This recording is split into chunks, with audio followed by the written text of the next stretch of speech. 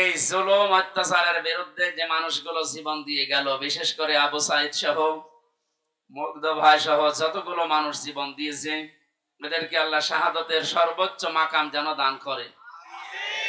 এই জায়গায় যেন কেউ ফতোয়াবাজি করবেন না যে না ওরা একেবারে মারা গেল, তো শহীদ হয়েছে। কে বলেছে শহীদ হয়নি? পানিতে ডুবে মরলে যদি শহীদ হয়, আগুনে পুড়ে মরলে যদি শহীদ হয়, দেওয়াল চাপা পড়ে মরলে যদি শহীদ হয়, অ্যাক্সিডেন্টে মরলে যদি শহীদ হয়, জালেমের জুলুমের সামনে নিজের জীবনটা যে দিয়ে গেল, সে শহীদ হবে না? মানে এই কথা বলছেন, মাস্ট বি, আপনাকে বলাই লাগবে শহীদ। যদি কেউ স্বীকার না করেন, মুখ দিয়ে বলতে না চান, এ কথা কখনো বলবেন না যে ও মারা গেছে। শহীদরা মরে না। বালা হুয়াউন ইনদা রাব্বিহিম ইউরযাকুন। আল্লাহ বলেন ওরা জীবিত এবং আমি আল্লাহর কাছে খাবার খাই। খাবার খেলে আমরা জানি মা শরীরে রক্ত গোশত তৈরি হয় না, হয় না? এটা যে হয় তার প্রমাণ নবীজির চাচা হযরতে হামজা রাদিয়াল্লাহু তাআলা আনহু, তাকে ৭০ টুকরা করেছিল। তার লজ্জাস্থান পর্যন্ত কেটে কেটে ৩ টুকরা করেছে। এই ছেলে এখানে দাঁড়িয়ে কি করো?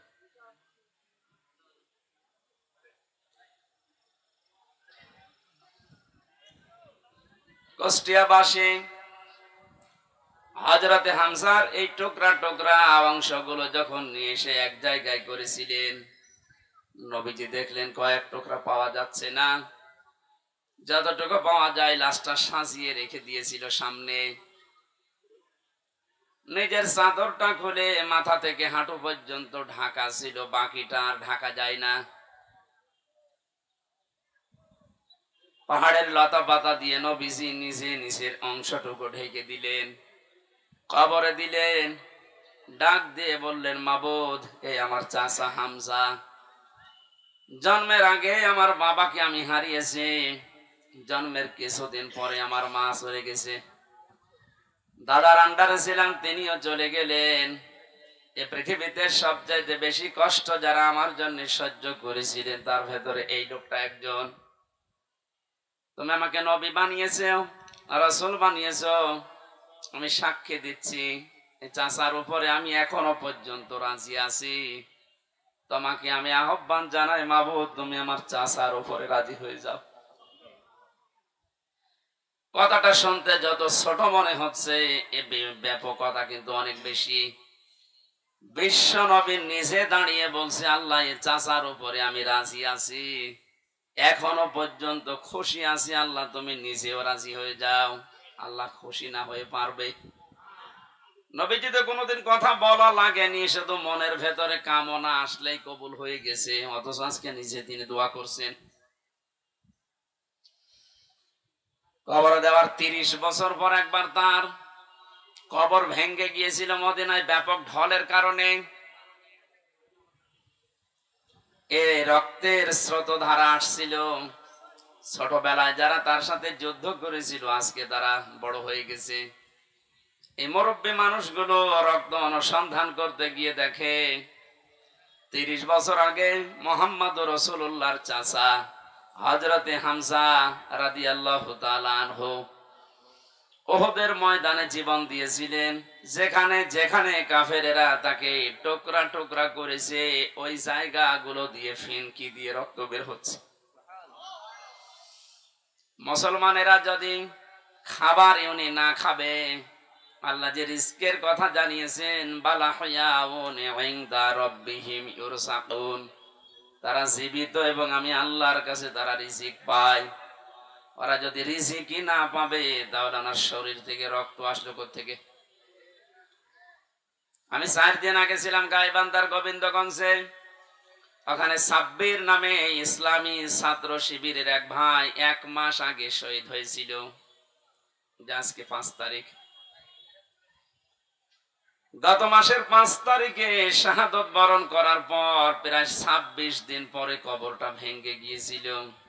যারা আমাকে নিয়ে গিয়েছে তারা বলছে ওই কবরে এখনো পর্যন্ত তাজা রক্ত বের হচ্ছে। শাহাদত শব্দটা অনেক কঠিন এবং গুরুত্বপূর্ণ শব্দ। শাহাদত যারা বরণ করেছে এ মানুষগুলোকে মরে গেছে কখনো বলবেন না, এই জন্য তো শহীদ শব্দ লিখেছে। যারাই মারা গেল, যারা শহীদ হয়ে গেল, এ মানুষগুলোকে মৃত বলতে মুখ দিয়ে আল্লাহ নিষেধ করে শুধু শেষ করেননি, মানুষ যেন ধারণাও না করে, এই জন্য ধারণার উপরও আল্লাহ দিয়েছেন নোটিশ। ওয়ালা তাহসাবান্নাল্লাযীনা কুতিলু ফি সাবিলিল্লাহি আমওয়াতা ইলা আখিরি আয়াত। সূরা আলে ইমরানের 169 নম্বর আয়াতের প্রথম অংশে আল্লাহ জানিয়েছেন কোনদিন ধারণাও করবা না যে যারা শহীদ হয়েছে ওরা মারা গেছে। সুতরাং বৈষম্য দূর করার জন্য যারা জীবন দিয়ে গেল প্রায় 1000-এর উপরে ছাত্র ছাত্রী, সবগুলো যেন আল্লাহ শহীদ হিসাবে গ্রহণ করেন, বলেন আমিন। এই শাহাদত বরণ করানোর জন্য যারা ব্যস্ত ছিলেন এই মানুষগুলো প্রত্যেকেই জালেম এবং যারা এর সহযোগী। নবীজি তিরমিজি শরীফের হাদিসে জানিয়েছেন যারা জালেম এবং জেনে শুনে জালেমের সহযোগিতা করে, সাহায্য করে, সাপোর্ট দেয়, ও সঙ্গে সঙ্গে নবীর উম্মত থেকে বের হয়ে যায়। আপনি কি বুঝলেন কি বললাম? এরপরও আমরা দেখতে পাচ্ছি জেনে হোক না জেনে হোক অনেকে উন্মাদনায় উদ্দীপনায় বিভিন্ন কায়দায় আজ জালেমদের এখনো পর্যন্ত সাপোর্ট করে যাচ্ছে, তাদের সাফাই গাচ্ছে। আপনি কিন্তু নবীর উম্মত আর দাবি করতে পারবেন না, যে নবীর উম্মত থেকেই খারিজ হয়ে যাবেন। এই জন্য যারা জালেম এদেরকে এখনো পর্যন্ত সাহস দেওয়ার জন্য যারা বিভিন্ন পথ অবলম্বন করছে। কয়েকদিন আগে দেখতে পেলাম ভিডিওতে একজন বলছে, আপা আপনি ঘাবড়াবেন না, আপনি ঘাবড়ালে আমরা নরম হয়ে যাই। কত বড় শয়তান! ওর চেহারার দিকে তাকিয়ে দেখলাম যে শয়তান তো আমি দেখিনি, যদি দেখতাম মনে হয় ওইরকমই হতো। সুতরাং বৈষম্য দূর করার জন্য যখন এই আন্দোলন হয়েছিল, সফল যখন হয়েছি, এদেশে কোনো বৈষম্য থাকবে না ইনশাআল্লাহ। সংস্কার যখন আরম্ভ হয়েছে, রাষ্ট্র সংস্কারের জন্য আন্দোলন ছিল না? এই কথা বলে না কেন? সংস্কার যখন আরম্ভ হয়ে গেছে অলরেডি, কোন জায়গা যেন বাদ না থাকে। গত কয়েকদিন আগে আমির জামাত আপনাদের এই শিলাইদা এসে বলে গেছে না যে সংস্কার যখন আরম্ভ হয়েছে, যারা দায়িত্বে আছে আমরা চাই ইনাদের হাতে যেন সংস্কার শেষ হয়। সুতরাং যারা আছেন বেশি দেরি করার দরকার নেই, খুব তাড়াতাড়ি যারা জালেম ছিল এবং জালেমের সহযোগী ছিল একটাও যেন পদে না থাকে। আজকে হলে আর কালকে যাওয়ার দরকার নেই, কারণ এই 1734 জন মানুষ যারা সবচাইতে বেশি জুলুম করেছে এই দেশে চেয়ারে বসে, এই মানুষগুলো আল্লাহর কাছে সব আল্লাহর মামলার আসামি। কেউ বাঁচাতে পারবে না আপনাকে। আমি 3 বছর জেলে ছিলাম, আমার মামলার বাদী ছিল আয়ু ছিল একজন, বাদী ছিল আরেকজন। বাদী ছিল সরাসরি রাষ্ট্র, এই জন্য আমার এত দেরি হয়েছে। তাছাড়া মামলা ওটা যদি সাজাও লাগিয়ে দিত সর্বোচ্চ 3 মাসের বেশি আমার রাখার কথা ছিল না। অথচ গত পরশুদিন আমার মামলা সব পুরা ঠিসমিস করে দিয়েছে, কিচ্ছু নেই, সব শেষ। আমি মনে করলাম জিজ্ঞাসা করে বিচারপতিকে, স্যার আপনি তো আগে ছিলেন, 3টা বছর আমার এই মামলা 30 থেকে 31 বার পর্যন্ত উঠেছে, একবারও জামিন দিলেন না। আজকে একেবারে বলছেন যে এর ভেতরে কোনো মাল ম্যাটারেস নেই, কি দেখে বিচার করবো? যা, মানুষ তো আপনি একই আছেন আগে থেকে। তো আমার মনে হয় এর কথা বলতে বাধ্য হইতো যে কি করবো, হাত বাঁধা ছিল। কথা বলে না কেন? একটা রাষ্ট্র কত বড় দুর্নীতিগ্রস্ত হলে জাতীয় মসজিদের খতিব পর্যন্ত পালিয়ে যায়। এটা থেকে আজ করা যাচ্ছে যে আমরা কোথায় ছিলাম। দেখেন এই লোকটার হাত আজকে খুলে গেছে। এতদিন যে লোকটাকে বারবার অ্যাডভোকেট যারা, উকিল যারা, ব্যারিস্টার যারা কত রিকোয়েস্ট করেছে, কত যুক্তি দেখিয়েছে যে একজন পরিচিত মানুষ, এটা গোপনে কিছু করে না, এর বড়ও বলেছে না কিচ্ছু করার নেই, হবে না, যান। মাসের পরে মাস না, 3 মাস, 4 মাস, 6 মাস পরে একটা ডেট দিত এভাবে। অথচ টাকা পয়সা দিয়ে এগিয়ে 30 থেকে 31 বার তুলেছে, দেয়নি। এই লোকটা গত কয়েকদিন আগে যেভাবে সব দিয়ে দিল, এই যে মোবাইলটাও দিয়েছে, 3 বছর আটকিয়ে রেখেছিল, গত বর্ষ দিন দিয়ে দিয়েছে। আমি ভাবলাম যে আল্লাহ, এইরকম হাত বাঁধা লোক এদেশে আর নেই, আছে মানে সব জায়গায়। সুতরাং হাত যাদের খুলে গেছে, আপনি যেন আর হাত বাঁধা না হয় এই কাজ করবেন। আর যারা দায়িত্ব পেয়েছেন, আপনাদের আহ্বান জানাচ্ছি, সংস্কার খুব তাড়াতাড়ি শুরু করেন, নয়তো মাসে মাসে কিন্তু ইস্যু তৈরি করে ওরা বিশৃঙ্খলা করবে। তৈরি করার চেষ্টা চালিয়েছিল হিন্দুদেরকে দিয়ে, হালে পানি নেয়নি। এক কথা বলছে না কেন? আনসারদের দিয়ে আক্রমণ চালানোর চেষ্টা চালিয়েছে, কিন্তু হালে পানি নেয়নি। দেশের মানুষ বুঝে ফেলেছে 42,000 আনসার নিয়োগ হয়েছে কয়েক বছরে, তার ভেতরে 35,000 গোপালগঞ্জের। 42,000-এর 35,000 যদি হয় গোপালগঞ্জে, তো আমরা কি ঘাস কাটছি? এই জন্য বৈষম্য বিরোধী আন্দোলনে যে কথাগুলো ছিল, যে দফাগুলো ছিল, সবগুলোর সাথে আমরা একমত। বিশেষ করে শেষ কথা, যেটা শেষ দফা, এক দফা এসেছিল যে আমরা জালেমের পদত্যাগ চাই। আল্লাহ এই দাবির সাথে আল্লাহ নিজেও ছিলেন। আমার তো মনে হয় শুধু ছাত্ররা না, এদের সাথে আল্লাহ আবাবিল পাঠিয়েছিলেন। বাকি একটাও যেন না থাকে, যারা এতদিন পর্যন্ত বৈষম্যের শিকার হয়েছে, তারা যেন এখন এই চেয়ার গুলোতে বসে। এইটাই হবে ন্যায় বিচার। এটা কি হবে? এই ন্যায় বিচারের জন্যই আমরা আন্দোলন করেছিলাম। কথা বলেন ঠিক কিনা? সুতরাং শহীদ এবং আহত যারা আছে, এখনো হাজার হাজার মানুষ আহত, তাদের সুস্থতা কামনা করছে। কারণ সুস্থতা দেওয়ার একচ্ছত্র মালিকানা আল্লাহর। ঔষধ যদি আপনি একেবারে 24 ঘন্টা খাওয়াতেই থাকেন, আল্লাহর পক্ষ থেকে যদি এটা না আসে, তাহলে আপনি সুস্থ হবেন না। এটা আমরা বিশ্বাস করি। তো ঔষধের কোনো ক্ষমতা আছে? ক্ষমতা কার? আরো জোরে। এটা বাস্তবে নিয়ে আসা লাগবে। ইন্নাল্লাহা আলা কুল্লি শাইইন কাদির। সব ক্ষমতার মালিক আল্লাহ। সুতরাং যারা অসুস্থ আছেন, আল্লাহকে আমরা সব ক্ষমতার মালিক মনে করি, বিশ্বাস করি।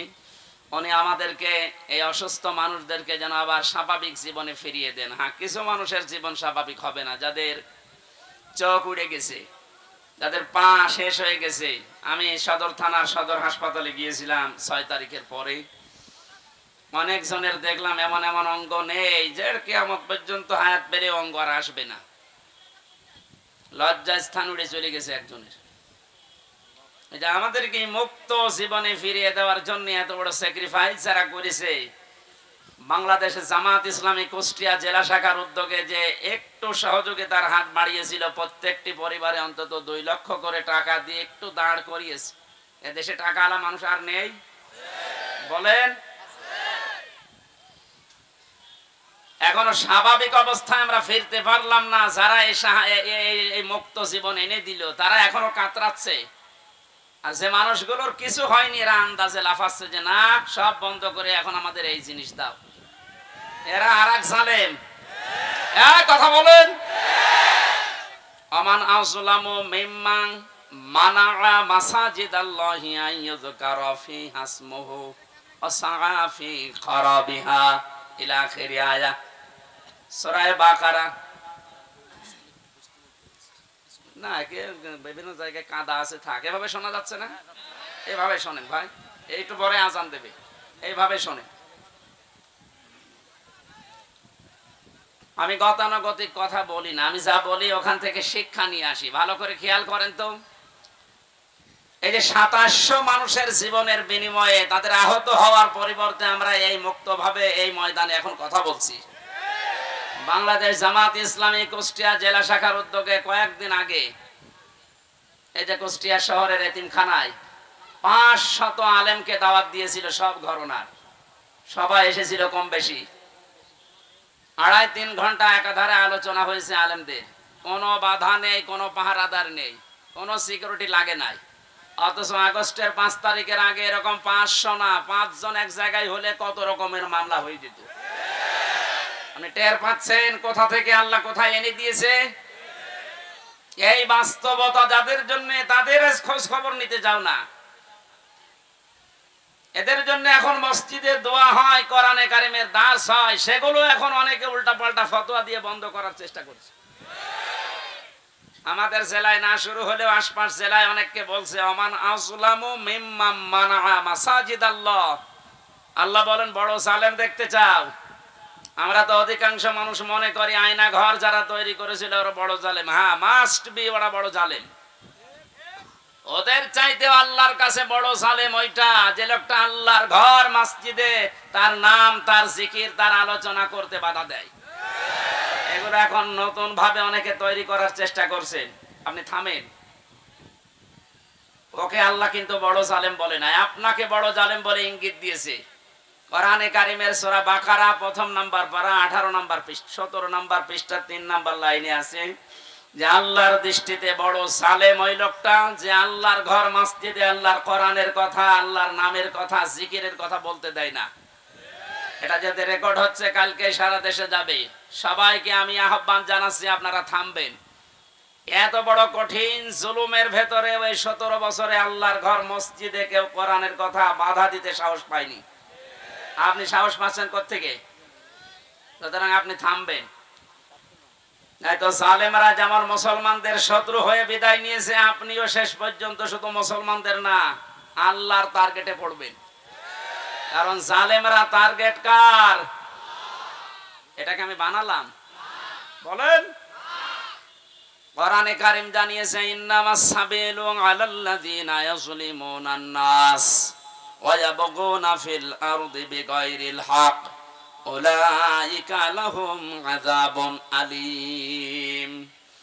সূরা শুরার 42 নম্বর আয়াতে আছে, আল্লাহ বলেন অবশ্যই আমি আল্লাহ নিজে বাদী হব, মামলা দেব, কেস করব। টের পাচ্ছেন কত ওজনওয়ালা শব্দ এটা? আল্লাহ নিজে মামলা দায়ের করবে, নিজে কেস করবে তাদের বিরুদ্ধে ইয়াজলিমুনান নাস, যারা মানুষ হয়ে মানুষের উপরে জুলুম করছে। আল্লাহ পাক একলে ইয়াজলিমুনাল মুসলিমুনা দেয়নি যে যারা মুসলমানদের উপরে জুলুম করেছে তারা আল্লাহর মামলার আসামি না। ইয়াজলিমুনান নাস এটা বহু ইয়াজলিমুনা, এটা মুজারে, বর্তমান, ভবিষ্যৎ, প্রেজেন্ট, ফিউচার। এখন যারা জুলুম করছেন, ভবিষ্যতেও যারা করবেন, আপনি কিন্তু এদেশে হামজার মামলার আসামি না, আপনি সরাসরি আল্লাহর মামলার আসামি। আমি আপনাকে বাঁচাতে এসেছি, এরপরও যদি উল্টা বোঝেন নিজের কপালে নিজে আগুন লাগাবেন। আমার কথার অর্থ বুঝতেছেন নাকি আন্দাজে ঠিক বলেন? আলহামদুলিল্লাহ। সুতরাং আবার আহ্বান জানাচ্ছি, বৈষম্য বিরোধী ছাত্র আন্দোলনের সংস্কার করার জন্য যারা উদ্যোগ নিয়েছিল, যাদের দায়িত্ব আমরা দিয়েছি, আপনারা খুব তাড়াতাড়ি করেন। কারণ এই জালেমরা যতদিন পর্যন্ত এখানে থাকবে ততদিন পর্যন্ত নতুন ইস্যু তৈরি করার চেষ্টা চালাবে। যারা পৃথিবী শান্ত হয়ে যাওয়ার পরও অশান্ত করার জন্য চেষ্টা চালায়, এই মানুষগুলো আয়াতের দ্বিতীয় শব্দে তারাও আল্লাহর মামলার আসামি। ওয়ায়াবগুনা ফিল আরদি বিগাইরিল হক। পৃথিবী শান্ত হয়ে যাওয়ার পরে যারা অশান্ত করার জন্য বিদ্রোহ করে বেড়ায়, সংখ্যালঘুর নাম নিয়ে যা শুরু করেছিলেন, আমিরে জামাত অলরেডি ঘোষণা দিয়েছে এদেশে কোনো সংখ্যালঘু সংখ্যাগুরু নেই। সুতরাং এই ইস্যু বাদ দেওয়া লাগবে। এদেশে সংখ্যাগুরু সংখ্যালঘু আছে না? নেই। এদেশে যে জন্ম নিয়েছে সেই এদেশের বৈধ নাগরিক। আমি আমির হামজা 96% মুসলমানদের ভেতরে যেমন অধিকার পাবো, একজন হিন্দু 4%, তাতে কি সে একই অধিকার পাবে? এই কথা বলছেন? এটা যখন বুঝে ফেলেছে, দেখছে না এ তো হালে পানি নাই না, ওটা বাদ দিয়েছে। এরপরে নামিয়েছে ডাক্তারদের, ওটাও পারছে না। এরপরে নামিয়েছে আনসারদের, ওটাও যখন পারে না, আমার মনে হয় ওদের যা চরিত্র, কিছুদিন পরে গলন্দ ঘাটের এই বেশ্যাদের নামাবে। খুব সাবধান থাকা লাগবে। আমি একটু খোলামেলা বলে ফেললাম, চরিত্র ওদের ওই রকমই, ওদের যা চরিত্র ওই রকমই। ঈমান যাদের ভেতরে আছে তারা 3টা কাজ কখনো করতে পারে না, এটা কোরআনে কারীম জানিয়েছে। সূরা ফুরকানের ভেতরে আছে 19 নম্বর পারার 4 নম্বর পৃষ্ঠা 14 নম্বর লাইনে। আপনি বাড়িতে যে তাফসীর মিলিয়ে দেখবেন, ঈমান যাদের আছে কয়টা কাজ করতে পারে না? আরো জোরে। এই তিনটা কাজ যদি করে ফেলে তাদের শাস্তি আল্লাহ দেবেন ডবল। এই এখানে গল্প বন্ধ করো, একেবারে নড়াচড়াও বন্ধ। ওয়াল্লাযীনা লা ইয়াদউনা মা'আল্লাহি ইলাহান আখার, আল্লাহ পাক বলেন ঈমান যাদের আছে এই পৃথিবীতে তারা আল্লাহ বাদে অন্য কাউকে ডাকতে পারে না।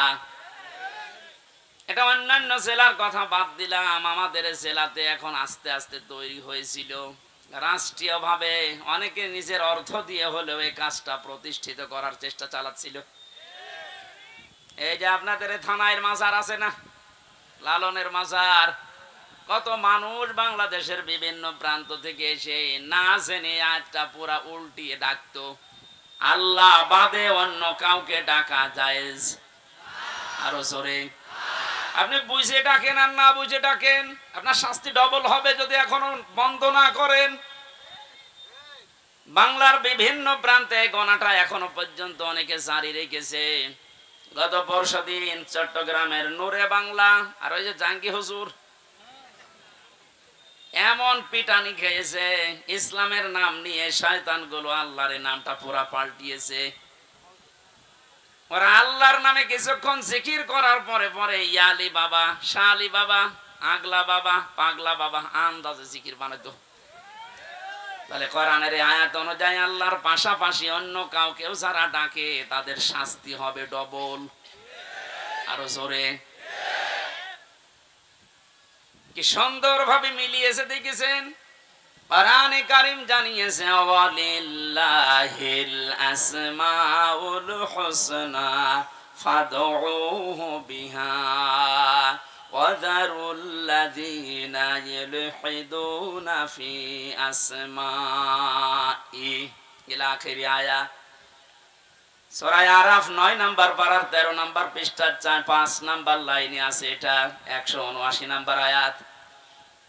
আল্লাহ পাক বলেন আমি আল্লাহর অনেক সুন্দর সুন্দর নাম আছে, যে নামে পারো আমাকে ডাকো, কিন্তু সাবধান আমার নামের সাথে যারা ইলহাদ করে, আমার নামকে যারা পরিবর্ধন করে দেয়, নামের সাথে উল্টা পাল্টা কিছু জুড়ে ডাকে, তাদের সাথে ডাকবা না। আমি এত গভীরে যেতাম না, শুধু রেকর্ড হচ্ছে কারণে বলছি, সারা দেশে কালকে ছড়াবে। আপনারা সাবধান। ঈমান যাদের আছে তারা যেহেতু তিনটি কাজ করতে পারে না, আর তারা যদি করে ফেলে তাদের কিন্তু ডবল শাস্তি হবে।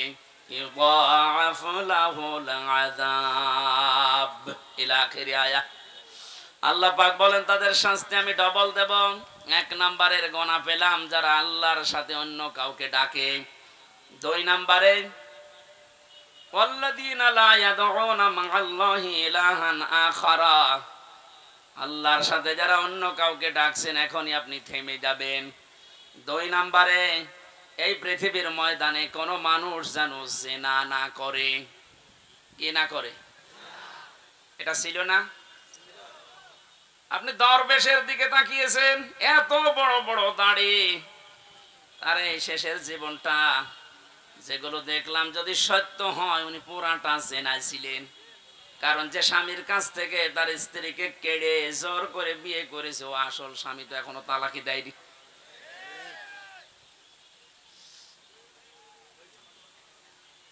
আমাদের সাবধান থাকা লাগবে। আমাদের ঈমান যাদের ভেতরে আছে এরকম কোন গুনাহ যেন আমাদের ভেতরে না আসে। মুমিন মরে যেতে পারে কিন্তু জিনা করতে পারে না। শুধুমাত্র লজ্জা স্থানের জেনাটাই জেনা না, হাতের জেনা আছে, মুখের জেনা আছে। হাতের জেনা কি? কোন বেগানা মহিলাকে আপনি হাত দিয়ে যদি স্পর্শ করেন জেনা করার গুনাহ হবে। চোখ দিয়ে যদি ওই রকম নিয়তে দেখেন তাহলে জেনা করার গুনাহ হবে। অন্তরে যদি ওই রকম কোন ধারণা নিয়ে আসেন জেনা করার গুনাহ হবে। জেনা করলে শাস্তি কয়টা বললাম? ডবল। বলেন, আরো জোরে বলেন। আমরা যেন মেনে নিতে পারি এরকম মন মানসিকতা আল্লাহ আমাদের দান করুন। বলেন আমিন। আমি আবার বলছি শেষ কথা, বৈষম্য বিরোধী আন্দোলনে যে সমস্ত দফাগুলো ছিল সংস্কার করার জন্য, এটা রেকর্ড হচ্ছে বলে বারবার বলছি, যারা আছেন তাড়াতাড়ি করেন, নয়তো এরকম কুলু আবার তৈরি করবে। প্রধান বিচারপতিকে দিয়ে একবার চেষ্টা চালিয়েছিল, ছাত্রদের জন্য পারে নাই। আমার তো এই যে 8টা 9টা ইস্যু তৈরি করার যা শুরু করেছিল বিদ্রোহ, আমি দেখলাম সবগুলো আল্লাহ নিজে যেন হ্যান্ডেলিং করছে। সুতরাং যখন কাজ হচ্ছে না আপনারাও থামেন। জালেম তো বিদায় নিয়েছে। কোরআনে কারিমের অনুষ্ঠানে হাজার হাজার মানুষকে নিয়ে আল্লাহর কাছে বলছে, আল্লাহ কিয়ামতের আগে যেন এদেশের চেয়ারে আর কোনো জালেম না আসে। বলেন। আমির জামাত তো এই দিকে ইঙ্গিত দিয়েছিলেন যে এক জালেমের হাত থেকে মুক্ত হয়ে যেন আমরা অন্য কোনো জালেমের হাতে না পড়ি। অথচ কিছু মানুষ নিজের দিকে এটা নিয়ে উল্টাপাল্টা ফতোয়া দিচ্ছে। আরে ভাই, আপনার নাম বলেছে, তাহলে আপনি নিজে অবশ্যই ঠাকুর ঘরে কে রে, আমি তো বলা খাই। আপনার নাম বলেছে যে আপনি এই চেয়ারে বসলে আপনি জুলুম করবেন, তার মানে আপনি করবেন, এই জন্য আপনার ভয় হচ্ছে। ওনার দূরদর্শিতা সম্পর্কে আপনি জানেন না, তাই উল্টাপাল্টা ধারণা করেন। আমি ওইদিকে আর গেলাম না। সুতরাং আমরা যেন সাবধান থাকি। দরুদ পড়ছি আমাদের নবী মুহাম্মদ রাসূলুল্লাহর উপরে, যাকে আল্লাহ কোরআনে বিশেষভাবে 7টা নাম ধরে ডাক দিয়েছিলেন। তার 1 নম্বরে নাম ছিল ইয়াসিন। নাম কি? এখানে কুমারখালী ফাজিল মাদ্রাসা এবং আশপাশের দাখিল আলিম মাদ্রাসার কত সুপার সহ সুপার মাওলানা বসে আছে। ইয়াসিন এটা আল্লাহর ঘোষণা দেওয়া শব্দ। ইয়া হরফে নেদা, ইয়া মানে হে, সিন মানে সাজ্জেদ, সাজ্জেদ মানে নেতা। তাহলে আল্লাহর ঘোষণা দেওয়া নেতা এই পৃথিবীতে মাত্র একজন। কয়জন? এই শব্দের ব্যাখ্যা করতে গিয়ে তাফসিরে কাবির আল্লামা ফখরউদ্দিন রাজি রহমতুল্লাহ আলাইহি লিখেছেন, ইয়াসিন শব্দের 5টা অর্থ আছে। ইয়াসিন মানে সাজ্জেদুল আলামিন, সাজ্জেদুল বাশার, সাজ্জেদুল কাউনাইন, সাজ্জেদুল আম্বিয়া, সাজ্জেদুল মুরসালিন। তার মানে আল্লাহ বোঝাতে চেয়েছেন পৃথিবীর মানুষেরা যদি মনে করো যে আমি পৃথিবীতে বাস করি, নবীকে আমার মানাই লাগবে, অন্য কোন জগতে গেলে আর মানা লাগবে না। না, ইয়াতানাজ্জালুল আমরু বাইনাহুন্না, প্রত্যেকটা আসমানে আমার আল্লাহর বিধিবিধান নাজিল হচ্ছে। ওই সমস্ত সৃষ্টির জন্য আলাদা বিধান আছে। কেউ যদি মনে করে আমি মঙ্গল গ্রহে বাস করি, আমি চাঁদের দেশে থাকি, আমার তো ওখানে নবীকে নেতা মানা লাগবে না, আদর্শ মানা লাগবে না। না, এই জন্য সাজ্জেদুল আলামিন দিয়েছেন বহু বচন। আপনি যে কোনো গ্রহে বাস করেন না কেন, সেখানে মুহাম্মদ রাসূলুল্লাহকে আপনাকে নেতা মানাই লাগবে। এই শব্দটা আমি কয়েকবার উচ্চারণ করলাম, খেলা করার জন্য না। আলেমরা বসে আছে, আহ্বান জানাচ্ছি তাদেরকে। আল্লাহর ঘোষণা দেওয়া নেতা যেহেতু একজন, এই জন্য এই নেতাকে মেনে নেওয়া নামাজের মতো ফরজ। এই কথা বলেন। এটা যারা ঠিক করতে পারছেন না, আপনার নামাজ হবে না। কারণ কিয়ামতে যে বিচারের সিস্টেম গুলো, ধাপ গুলো আমরা দেখেছি, কিয়ামতের সর্বপ্রথম মানুষকে আল্লাহ তার নিজের সামনে যখন দাঁড় করাবেন, 10 জন 20 জন 50 জন না, প্রতিটি মানুষকে আল্লাহ নিজের সামনে দাঁড় করাবে স্রেফ একা একা। অকুল্লুহুম আতিহি ইয়াউমাল কিয়ামাতি ফারদা। আল্লাহ পাক বলেন সূরা মরিয়মের 95 নম্বর আয়াতে আছে, কিয়ামতে প্রতিটি মানুষকে তার সামনে আল্লাহ দাঁড় করাবেন স্রেফ একা একা। কয়জন করি? বলেন বলেন। আপনি এটা নিজের সাথে এখন মিলান তো। আর রাজনৈতিক ভাবে আপনার পরিচয় আলাদা আলাদা আছে, আপনি তো মানুষ, মিলান এই আয়াতটা। এখন ময়দানে মাশার কায়েম হয়ে গেছে।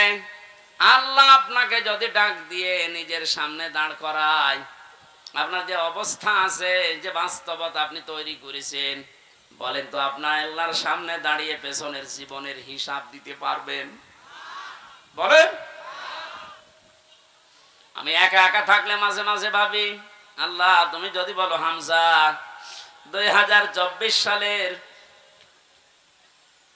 আগস্ট মাসের 31 তারিখ পর্যন্ত তোরে মাফ করে দিলাম, যা। শুধু সেপ্টেম্বরের 1 থেকে 5 তারিখ, এই 5 দিনের হিসাব দিয়ে তুই জান্নাতে চলে যা। আমার যা ইমান আমল, আমার যা বাস্তবতা, আমার তো মনে হয় 5 দিনের হিসাব দেওয়া সঠিকভাবে সম্ভব না। আপনারা ভাববেন, কাবা শরীফ যখন তাওয়াফ করে মানুষ, এই যে হাজী সাহেব বসে আছে, কত 6টা চক্করে মানুষ বলে আল্লাহকে, আল্লাহুম্মা ইন্না আলাইয়া হুকুকান ফিমা বাইনি ওয়া বাইনিকা। হে আল্লাহ, তুমি আমার মালিক, আমি তোমার গোলাম, দাস, ভৃত্য, সার্ভেন্ট যাই বলেন, এ পরিচয় দিচ্ছে যে তুমি আমার মালিক, আমি তোমার দাস। দাস হিসাবে তুমি আমাকে সব কিছুই তো দিয়ে দিলে, আমাকে নেই থেকে হামজা বানিয়েছো। আমি তো উল্লেখ করার মতো কিছু ছিলাম না, অথচ আজ হামজা হয়ে বসে আছে হাজারো মানুষের সামনে।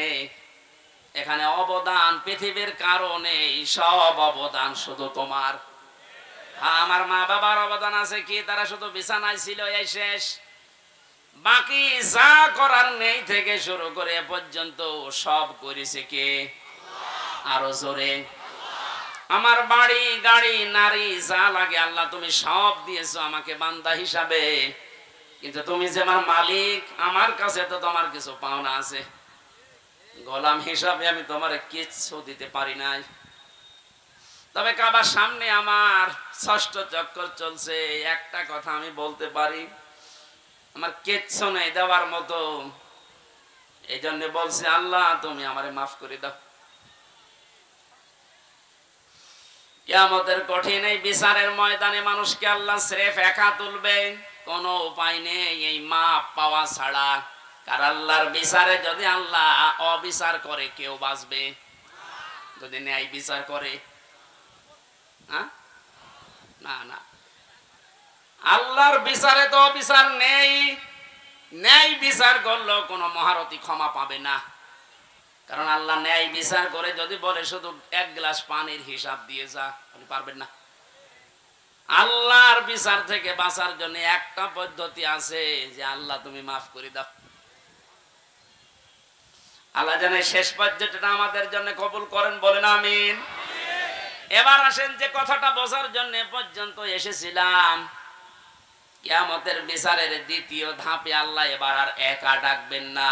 ইয়াউমা নাদউ কুল্লা উনাসিম বিইমামিহিম।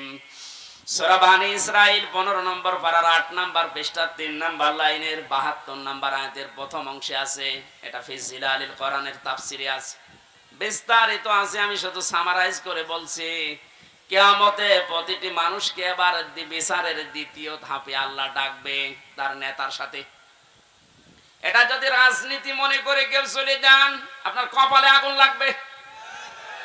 আল্লাহর কসম, এটা শুধু দুনিয়ার সাথে না, আখিরাতের সাথে রিলেটেড। এই জন্য আমি একটু তুললাম, নয়তো বলতাম না।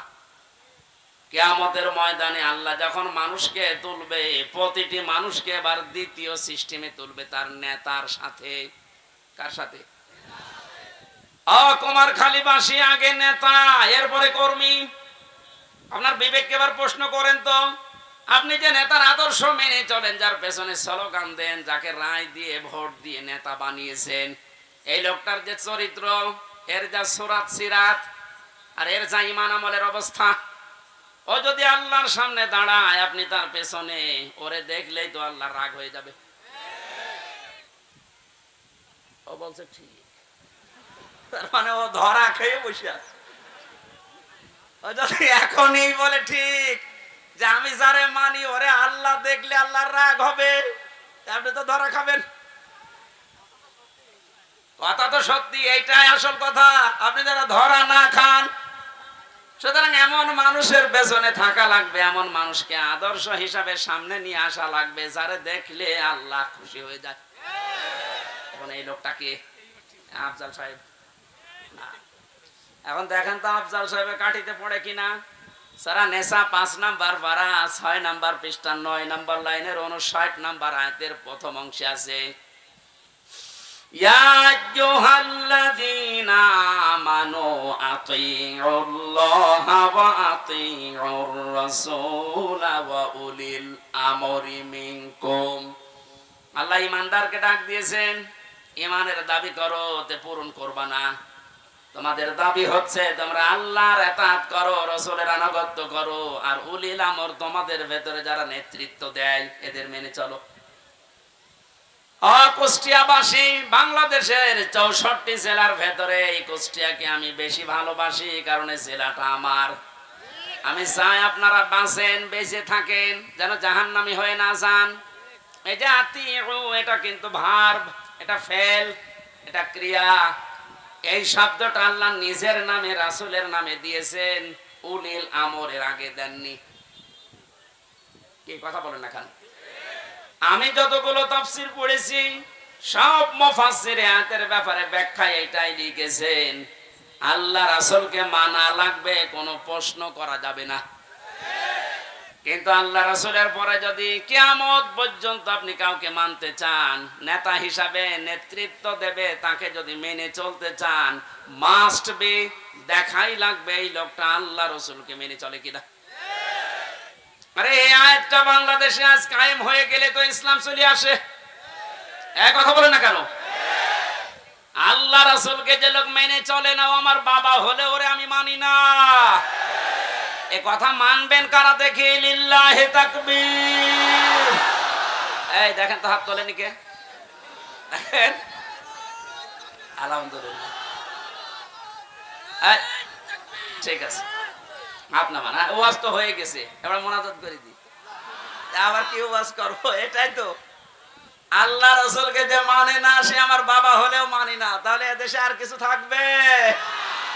ইসলাম চলে আসবে ইনশাআল্লাহ। আমরা জরিপ দেখতে পাচ্ছি, আগস্টের 5 তারিখের আগে একরকম ছিল, এই আজকে রাতের পাল্টিয়ে গেছে। এই মাত্র 30 দিনে পুরা পাল্টিয়ে গেছে। 16 জন চাইতো এই দেশে ইসলাম রাষ্ট্রীয়ভাবে কায়েম হোক 5 তারিখের আগে। এখন জরিপ যেটা বলছে, এই 1 মাসের ব্যবধানে বাংলাদেশে এখন প্রায় 35 জন মানুষ চাচ্ছে দেশে ইসলাম কায়েম হোক। এটা যদি এভাবে চলতে থাকে, 51 জন যেদিন হবে সেদিন কোন মহারথী আর বাধা দিয়ে ঠেকাতে পারবে না ইনশাআল্লাহ।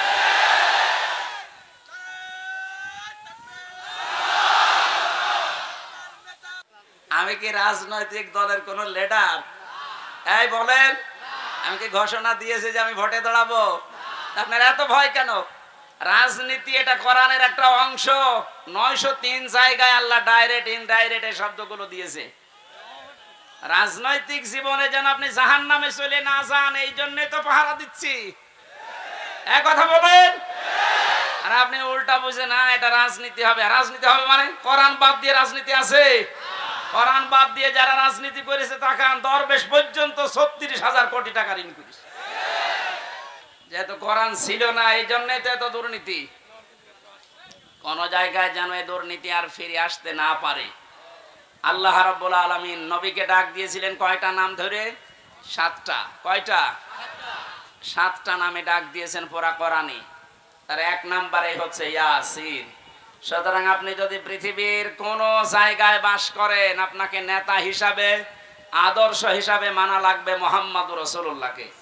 যদি বলেন না আমি পৃথিবীতে থাকি না, আমি থাকি মঙ্গল গ্রহে, ওইটা কার?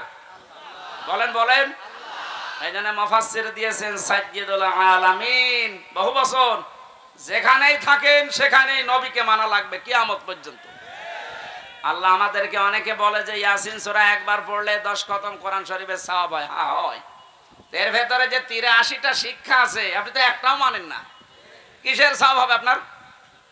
এর প্রথম শিক্ষা এইটা যে ইয়াসিন আল্লাহর ঘোষণা দেওয়া নেতা। কয়জন? নেতা নেতা বারবার বলছি, মানে রাজনীতি মনে করছেন? এটা যদি রাজনীতি হয়, এইটাই রাজনীতি। বলেন বলেন। মুহাম্মদুর রাসূলুল্লাহ যতদিন পর্যন্ত খাবারের এই ছড়িকে আবু জেহেলের মাথা থেকে আবু বকরের মাথায় নিয়ে আসতে না পেরেছেন, ততদিন তিনি মানুষের মুখে হাসি ফোটাতে পারেননি। খাবার তো একই ছিল, খাবার একই ছিল না, শুধু ঝড়িটা আবু জেহেলের মাথা থেকে নামিয়ে আবু বকরের মাথায় তুলে দিয়েছিলেন, হযরত ওমরের মাথায় তুলে দিয়েছিলেন। সিস্টেম একই ছিল, মানুষও এক, খালি পাল্টিয়েছে ঝড়িটা। ওর জামানায় থাকতে মানুষ না খেয়ে মরিছে, আর হযরত আবু বকর ওমরের জামানায় এসে মানুষ না খেয়ে মরিছে। আমরা তো এইটাই চাই কোরআন দিয়ে। কথা বলে না কেন? আল্লাহ ঘৃণিত করে দেন যে মানুষগুলো সীমা ছাড়িয়ে যায়, তাদের বসবাসের জায়গা পর্যন্ত আল্লাহর কাছে ঘৃণিত। এটার বাস্তব প্রমাণ হচ্ছে আবু জেহেলের বাড়ি। কাবা শরীফ তাওয়াফ করার পরে আমি যখন উপরে গেলাম দেখলাম আমার পেটে ব্যথা করছে। পুলিশকে ডাক দিয়ে বললাম, ভাই এতক্ষণ তো ভালোই ছিলাম, এখন পেটে ব্যথা করছে মানে? পুলিশ তার আমার ভাষা বোঝে নাই। আমার বলছে, ইয়া হাজি আল হুজ্জাত আয়না বিলা দোকান। ও হাজি, দেশ কোথায়? যে তুমি বাংলাদেশ। বাংলাদেশ থেকে এসেছি। ওর ভাষা দিয়ে আমারে বোঝাচ্ছে, ভাই হাজি সাহেব আপনি জানেন না এটা কোন জায়গা? না তো। আবু জেহেলের বাড়ি। আপনি এখনো পায়খানা না করে দাঁড়িয়ে আছেন, তাড়াতাড়ি করেন। সত্যি কথা বলছে, পায়খানা করে দেখি পেটের যে ব্যথা ছিল সব ভালো হয়ে গেছে। আল্লাহ আমাকে জানাতে চেয়েছে, হামজা 4.5 লাখ টাকা খরচ করে আসলে ওই সময় 16 সালে, এখনো পায়খানা না করে দাঁড়িয়ে আছো, তাড়াতাড়ি করো। ওর বাড়ি পর্যন্ত আল্লাহ এত ঘৃণিত, এত নিন্দিত বানিয়েছে। জায়গাটা কিন্তু দামি জায়গা, কাবার পাশেই। এমনকি নবীজির বাড়ি ওর বাড়ি থেকে কাবার থেকে আরো দূরে ছিল, কারণ কাবার পাশে আবু জেহেলের বাড়ি, এরপরে নবীর বাড়ি। কাবার পাশে যতগুলো জমি জায়গা, এর দাম বেশি না কম? বলেন। শুধু জালেমের বসবাস হওয়ার কারণে আল্লাহ আন্তর্জাতিক টয়লেট বানিয়ে দিয়েছে। তামাম দুনিয়ার মানুষ এই কাজ করে। কি আমি এতক্ষণ কি বলছি? এদেশে যারা জুলুম করেছে, তার জায়গা জমি বাড়ি ঘর যত দামি হোক, এটা আল্লাহর কাছে এখন ঘৃণিত। কারণ দেখবেন মুজদালিফা থেকে যখন মানুষ যায়, একটা জায়গা আছে খুব তাড়াতাড়ি হাঁটে, কারণ এটা গজবের জায়গা। জালেমদের এই জায়গাগুলো